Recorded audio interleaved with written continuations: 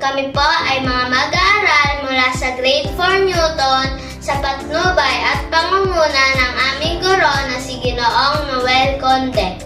Ang aming grupo ay mula sa Group 4 at ngayon ay aming ipapakita ang isang video presentations bilang aming requirement sa aming PETA.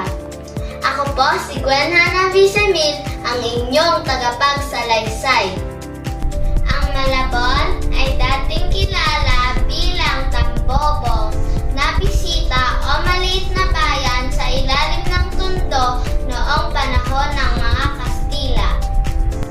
Galing sa mga pangalan, ito ay mula sa maraming labong o maraming bamboo shoots. Ito ay tumutukoy sa yaman ng maraming labong noon sa lugar. Alam niyo ba na ang kasalukuyang mayor ng Malabon ay si Mayor Jeannie Sandoval na nahalal para sa kanyang ikalawang termino noong Mayo 2025. Samahan niyo kami sa aming lungsod, ang Malabon.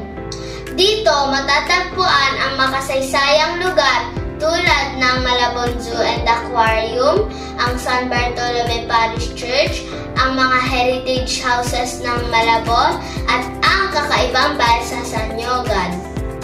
Hindi rin mawawala ang sikat at masasarap na pagkain tulad ng original Dolores Kakanin, Nanay's Pancit Malabon, at ang Rufina Patis. Pati na rin ang makasaysayang Mega Dike. Tara na! Tuklasin natin ang yaman at ganda ng Malabon. Ang aking tatalakayin ay tungkol sa Malabon Zoo at Aquarium. Ano nga ba ang zoo at aquarium? Ang mga zoo at aquarium ay mahalagang lugar kung saan natututo ang mga tao tungkol sa iba't ibang hayop sa lupa at sa tubig. Isa sa pinakakilalang pasyalan sa Metro Manila ay may ganitong layunin na ang Malabon Zoo at Aquarium na matatagpuan sa Barangay Potrero, Malabon City.